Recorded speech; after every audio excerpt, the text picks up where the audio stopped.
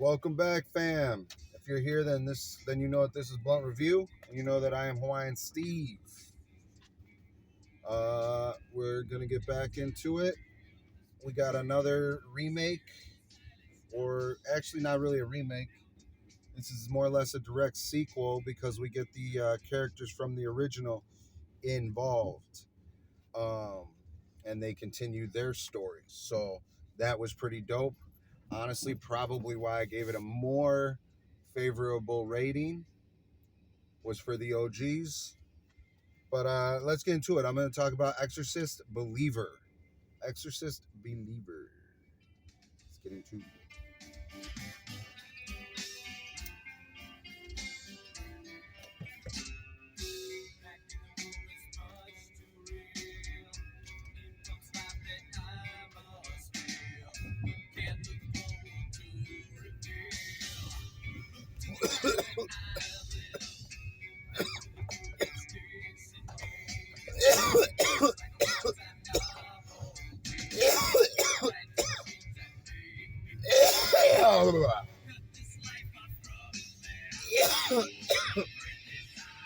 God damn.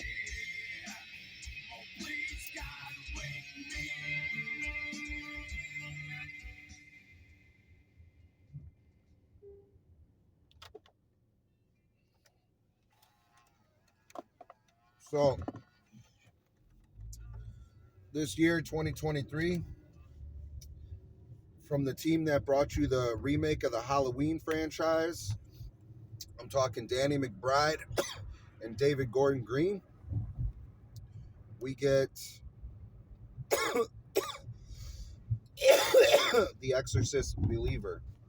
And I was surprised when the wife suggested this one.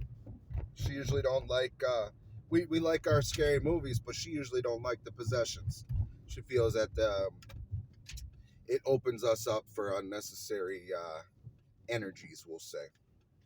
And I'm not gonna argue that. You know, to each their own.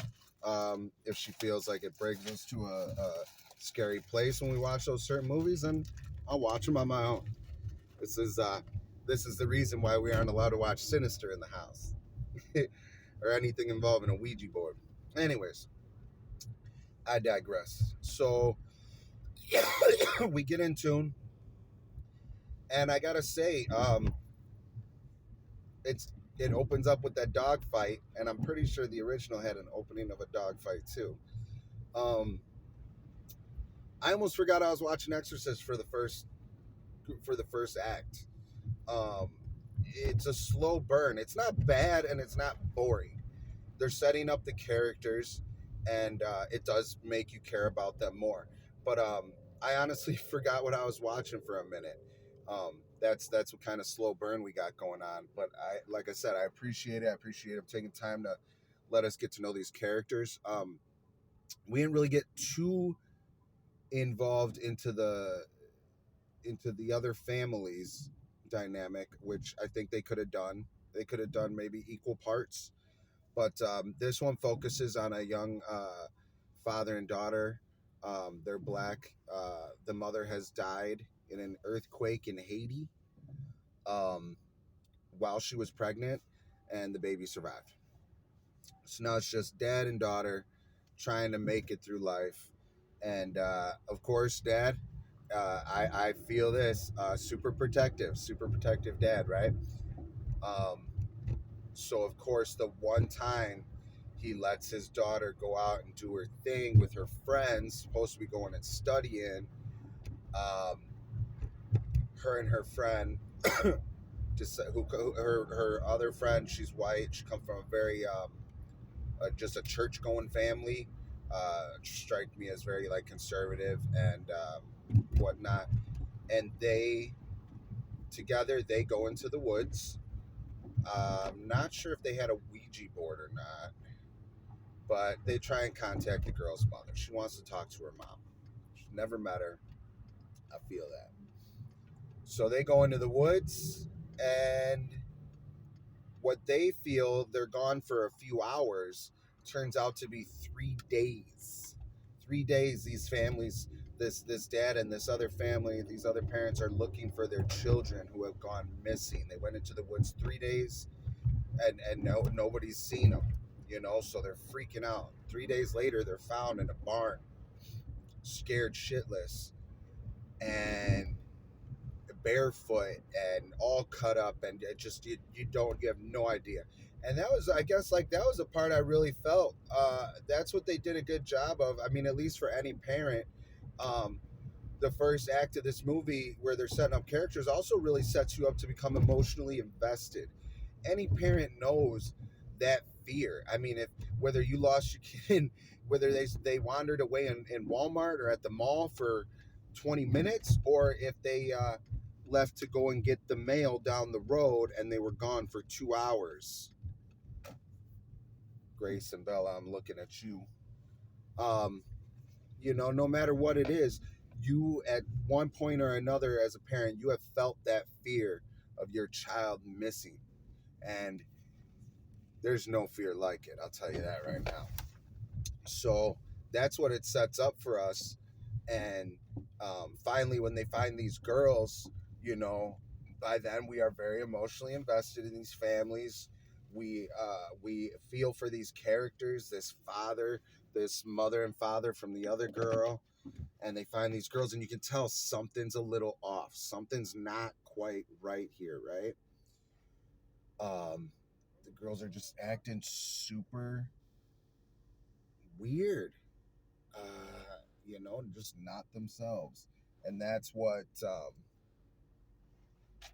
creepy about everything. And so finally, um, they start showing signs of possession, which they did a great job on. They actually, like, it almost looked like they actually changed the shape of these girls' faces as the more possessed, the more the movie carried on. I don't know if there's levels of possession. I mean, once you got a demon in you, you got a demon in you, right? But the special effects and the makeup for these guys was great. I thought they did a great job. It was on point. It was subtle. It wasn't too extra, but it's still, there was like little things that showed you that, oh, there's a scene where he goes to the bathtub and he finds her dirty, broken off nails, and so, like I said, it was very good. It was never over the top, and that's what I appreciate. It was subtle. I liked it. And like I said, it was a slow burn, but once it started getting creepy, it started getting real good. And I liked it. I liked this whole new modern approach to The Exorcist. We've gotten so many sequels, so many remakes, so many other Exorcism of Emily Rose, the last Exorcist, the Pope's Exorcist. I mean, we've gotten so many exorcism movies. It's flooded. It's almost like zombies, right now. And so it's unique when you find a diamond in the rough, a little gem in the rubble of all the bullshit, the oversaturated categories here.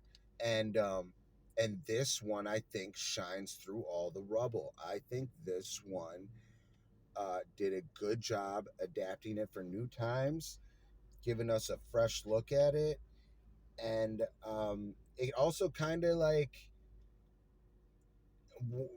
warns you a little bit about always, swallowing the Kool-Aid, drinking the Kool-Aid, swallowing everything they feed you at communion time. You know what I'm saying? Like, don't get me wrong, I'm not going to down anybody's religion, but sometimes it's not all about religion, or that's not the only answer. It kind of just walks that line, because the main father is not a believer.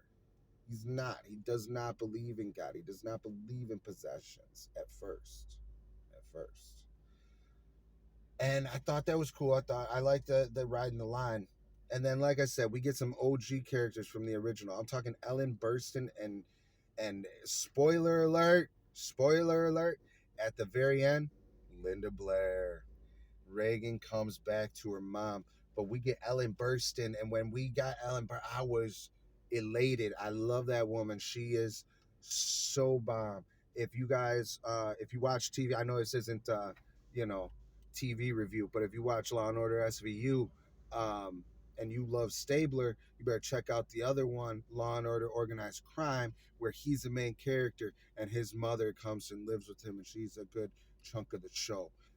Love that woman. She's a great actress. I loved her in the original Exorcist.